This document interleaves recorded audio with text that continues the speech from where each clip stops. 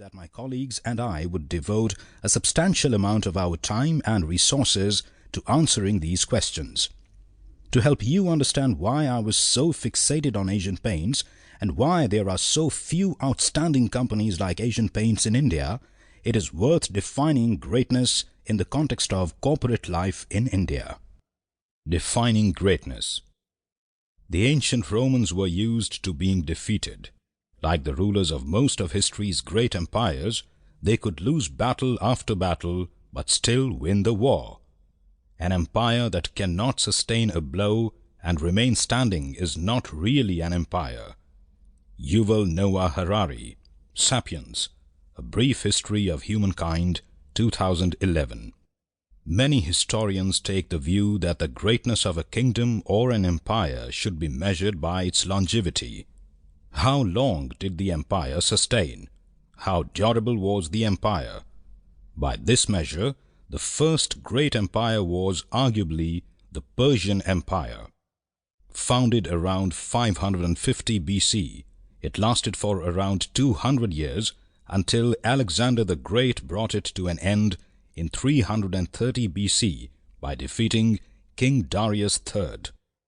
However, if longevity is the measure of a great empire, the Roman Empire is by some distance the greatest empire the world has ever seen. Whilst the first Roman Republic, headquartered in Rome, lasted from 100 BC to 400 AD, the imperial successor to the Republic lasted for a staggering 1400 years before falling to the Ottoman Turks in 1453.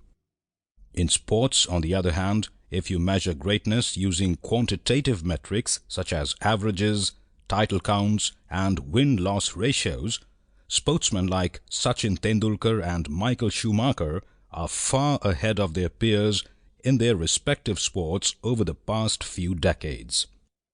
In contrast, in cinema, if you measure greatness as being related to box office success, actors like Amir Khan, Tom Cruise, Angelina Jolie, and Harrison Ford have been star actors over multiple decades. In art, the works of Leonardo da Vinci, Rembrandt, and Picasso are recognized as great and have been commanding astronomical sums in auctions held in different countries over decades. Thus, the rarity of these individuals' achievements, measured in crude commercial terms, marks them out as great. Paradoxically, the question, "What is a great company?" is harder to answer.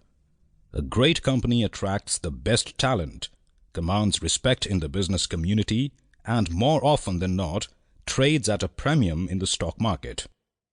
However, there is no standard definition of greatness. As the Bengali gentleman mentioned during dinner on the Rajdhani Express, there is no easy answer for what makes Asian Paints a great company. Moreover, as Phil Rosenzweig points out in his insightful book, The Halo Effect, most of us end up viewing contemporary successful companies as great companies because of the positive press around them. We also do this because of the veneer of success, the halo that surrounds them. It is the business community's analog to what is called the herd instinct in the stock market. Everyone else thinks the company is great, hence the company must be great. What then is a credible measure of greatness that is not polluted by the halo that surrounds successful companies? The instinctive answer is market capitalization, or the number of outstanding shares of a company multiplied by the last traded market price.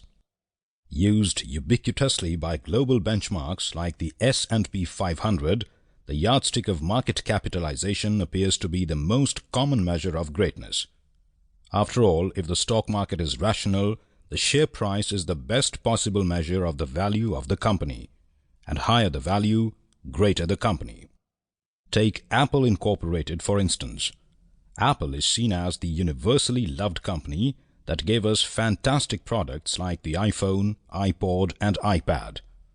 Brought back from near collapse by its iconic founder Steve Jobs, Apple's products generate billions of dollars of revenue and is the world's largest company by market capitalization. Similarly, in India, Tata Consultancy Services, TCS, is India's largest company by market cap. TCS's market capitalization went up to rupees